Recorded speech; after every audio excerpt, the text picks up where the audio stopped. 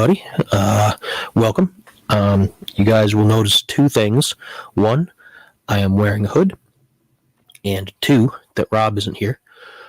Rob is not around. Well, I mean, he's not like dead or something, but he's not here this week. And so instead, I've got the show solo, and I came down with a monster of a cold. And yesterday, I felt like I'd been hit by a truck.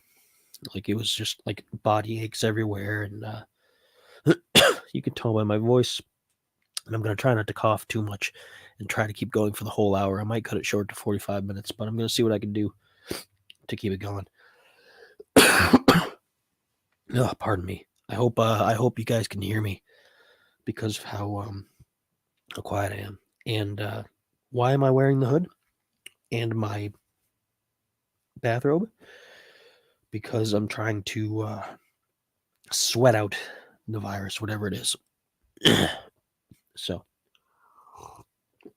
there you go. And I got some coffee, a little bit of Jim Beam in there to try to help clear things up a little bit.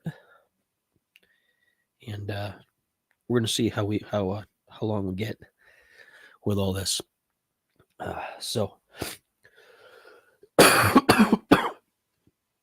Excuse me. It's pretty rough. Yesterday was worse than today. Today's bad, but not as bad as yesterday when it really hit me hard. My daughter has it. She's almost over it. And then her mom has it. And so that's what happens. But anyway, let's have a little discussion. What have I been up to? Last night, while I was sitting around, I usually play my games late at night because that's when everybody else is asleep and I can play all my violent, shooty games and things. And I didn't feel like playing. I just didn't want to. I couldn't give the brain power to it. It just didn't feel good. So, excuse me.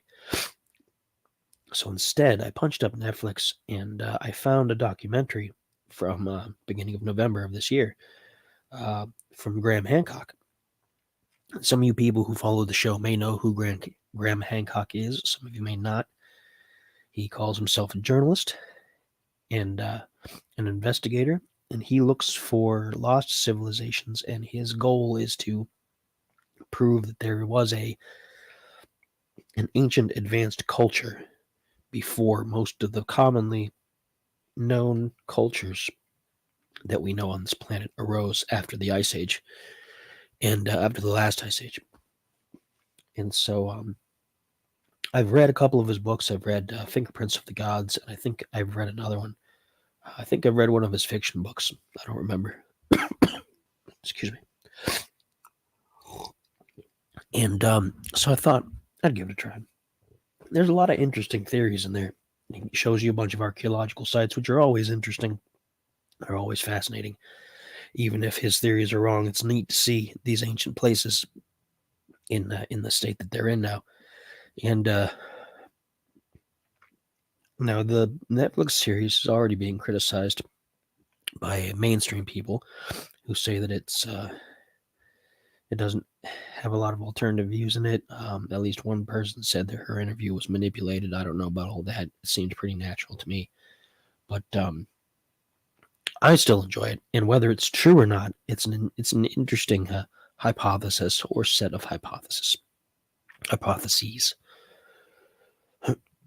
Now, his theory is that there was an advanced civilization that existed prior to the ending of the Ice Age. And at the end of the Ice Age, there was an event called the Younger Dryas Impact Event. The Younger Dryas time period is a marker for the end of the Ice Age. And his theory is that a comet broke up into pieces and hit many parts of the planet, mostly in the Western Hemisphere, but a couple parts in the Eastern Hemisphere, and caused a severe up and down turn at the end of the Ice Age. Apparently everything was warming up, the water levels were rising, and then everything suddenly got super cold all of a sudden again, like back to peak Ice Age temperature levels. And at the same time, the water rose significantly, which is interesting because generally, if you have ice, like large freezing events, the water should be going down, but instead it went up, and that signified the end of the Ice Age. And a lot of ancient temples and a lot of ancient pyramids and places of that nature were built around the end of the Ice Age,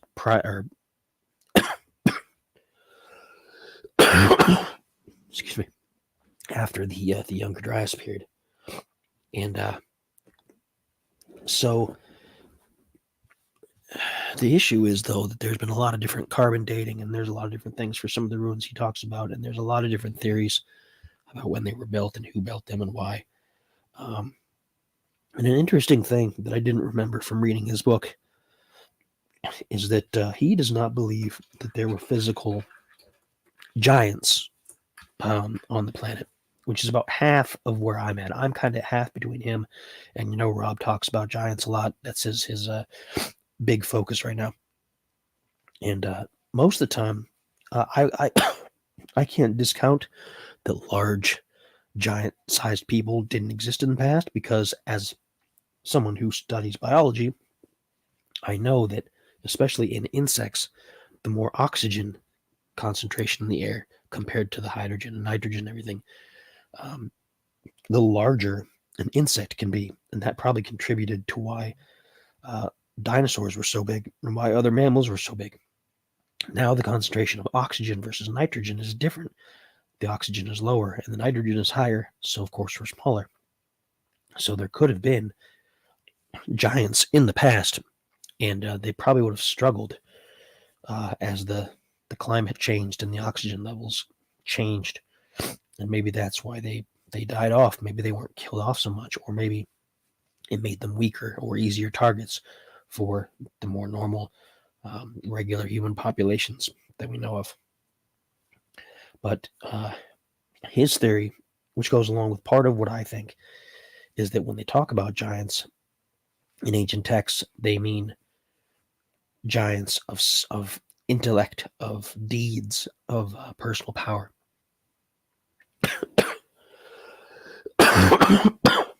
Pardon me.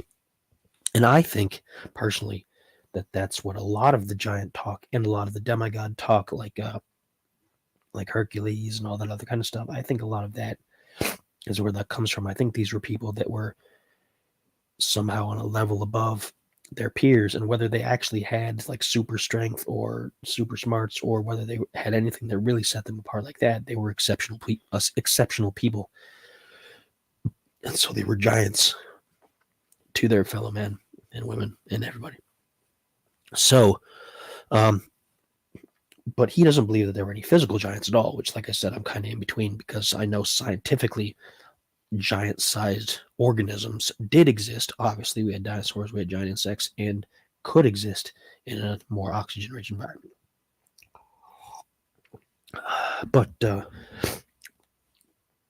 so yeah, I'm watching the documentary now. I'm only like 3 episodes in. It's, I think, a 10-episode series, and it's pretty interesting. He's talked about the Pyramid of Cholula, which is in Mexico. He talked about Chiganya, which is a place I didn't know about, which is in Malta, I think. Malta. And a few other places. And so it's interesting to see the evidence. I haven't done any cross-referencing, because obviously I feel terrible, but I haven't done any cross-referencing of these places with standard theories and standard evidence, so I don't know how it all stacks up. I don't know how accurate his stuff is. You guys know I'm a big fan of Zecharia Sitchin, and I admit that even though I like his presentation, I like his theories, I admit that he wasn't always the best translator of Sumerian. And to be fair, most people aren't, honestly, because it's a language that's very difficult to decipher, considering we only have very few tablets and things to work from. So I can't really fault him too much for that, but I also can't give him 100% props for his theories, as interesting as they are. So, but yeah, I haven't done that kind of research on Graham Hancock, so I don't know how accurate he really is. He says that the main scientific world, mainstream, blacklists him and tells him he's wrong without looking at the evidence, which, is a common thing among people who do fringe work. And so I haven't gone into the data itself to verify for myself, because that's one thing I like to do. I like to take a look at raw data and compare it to other raw data that's available and hopefully come out to something that's the truth in between. And yeah, so that's what I'm doing. And it got me on thinking about lost civilizations and missing civilizations. And the one interesting thing I note about Graham Hancock's theory versus somebody like von Daniken, Eric von Daniken, his theory is that there were extraterrestrials that came to Earth and were this pre-civilization, whereas Graham Hancock believes it was another pre-humanoid civilization from Earth, which is another interesting thing. And and it also got me thinking about what it means to be an advanced civilization. When we think about advanced civilizations, we think advanced would mean high technology, things that either at our level or better, like cars and cell phones and whatnot, all that kind of stuff. But really, an advanced civilization only has to be in a better technological place than its neighbors.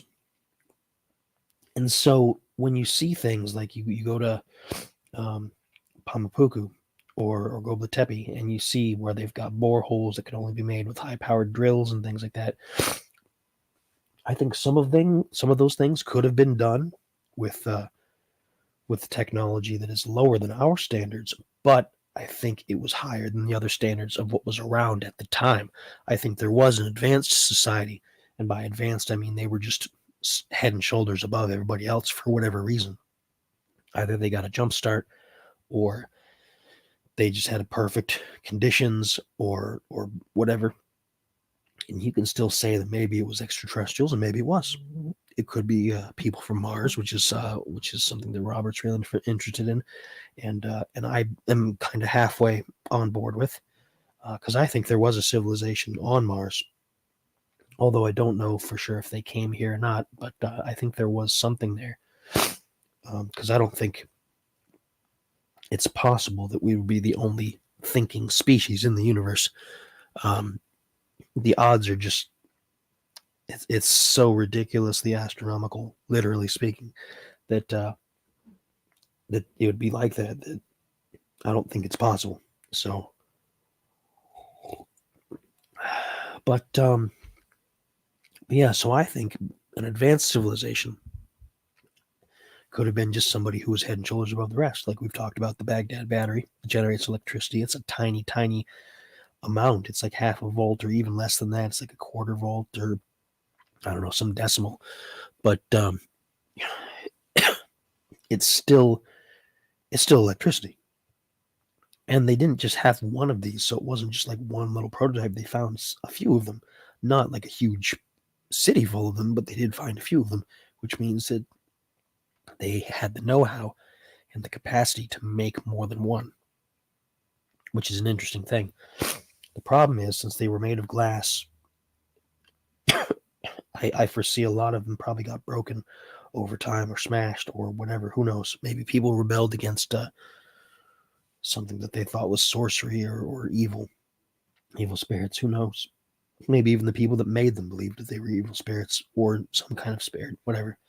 It's hard to know because we weren't there at the time. Obviously, all we have is the physical remains of what people left for us to discover. And that's another point of contention too. A lot of people assume that perhaps an ancient civilization wrote down things because they wanted their descendants to know about their empire and about this, but maybe they didn't. Maybe they didn't think that far ahead. Maybe they thought that where they were and what they were doing was everything. Maybe they thought that it was infinite, that it was eternal, and they didn't need to think about the future because every day was going to be the same, and that's how it was.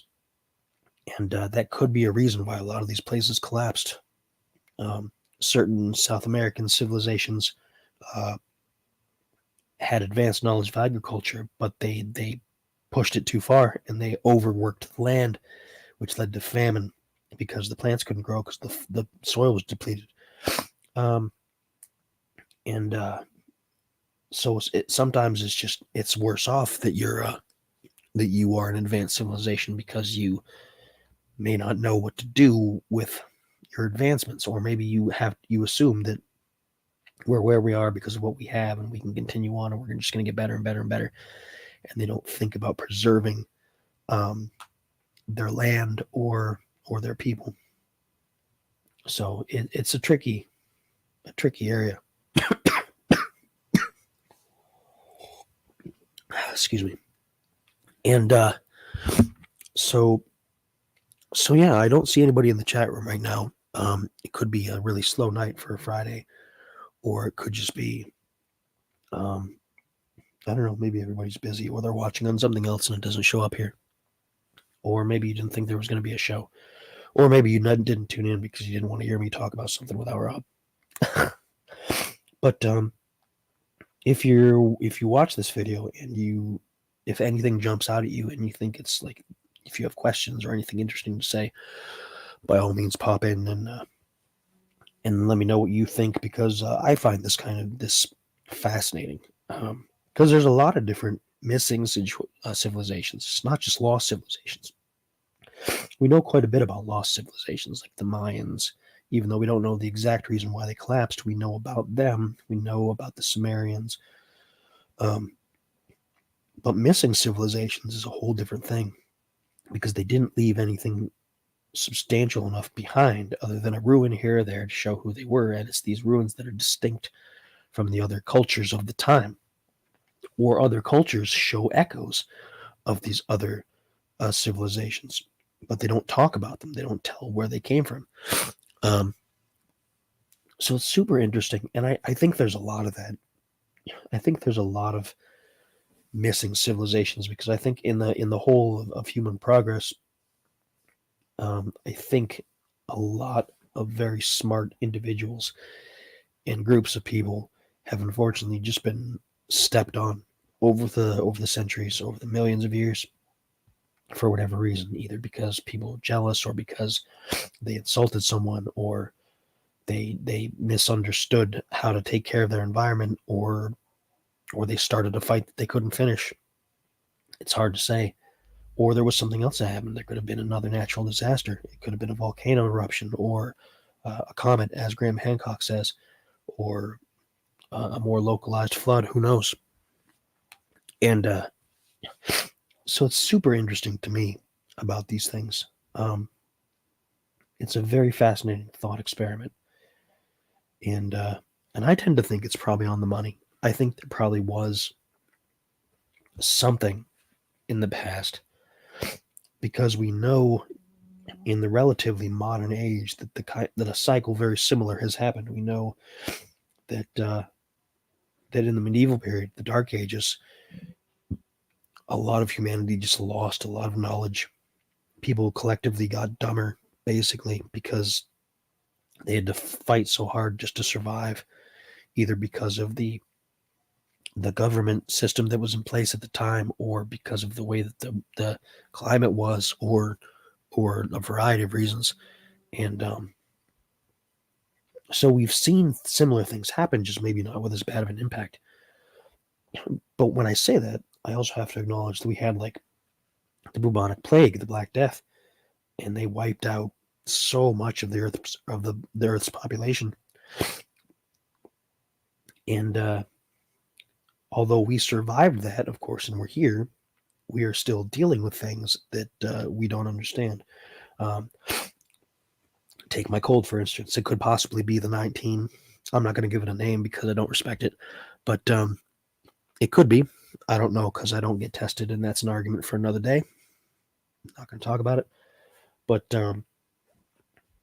a lot of people passed on that, having that, and I don't want to ruffle anybody's feathers or anything like that, but I think there's more layers to that than just the virus did it.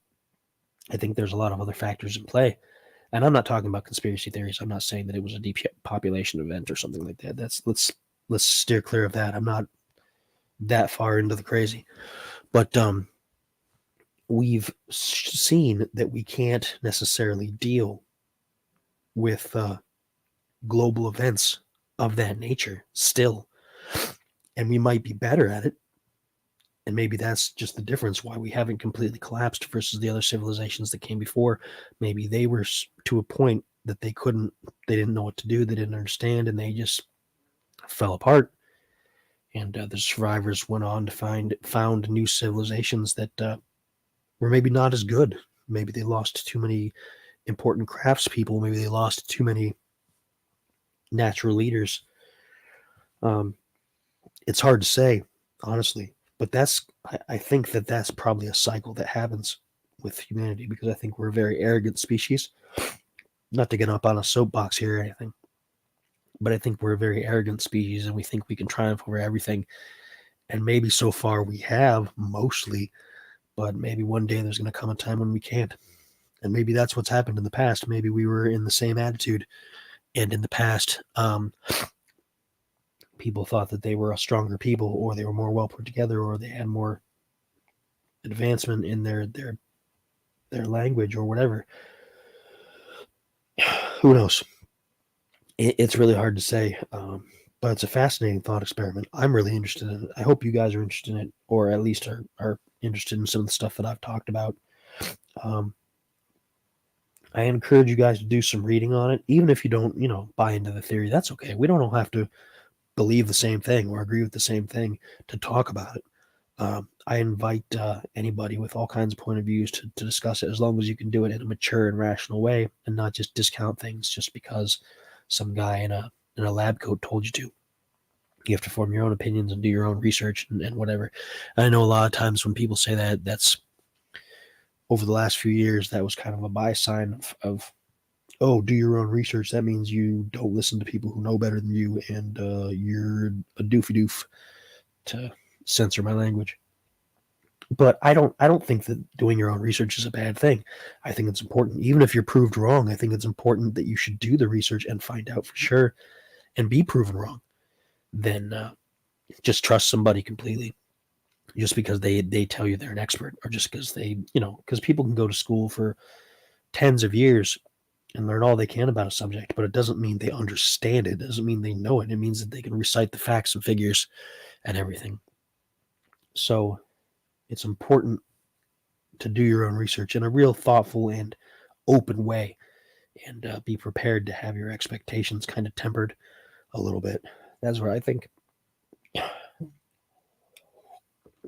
And so I'm feeling pretty rough, so I think I'm going to probably cut this off at the half-hour mark. I could have called the show tonight, but I didn't want to. I don't like to leave gaps in the weeks.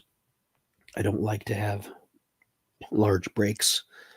I know I was out a couple of weeks back for whatever reason, but I think at least one of us should always be here every week for the most part, unless it's like a holiday or something. And so I hope you guys have enjoyed my short little discussion.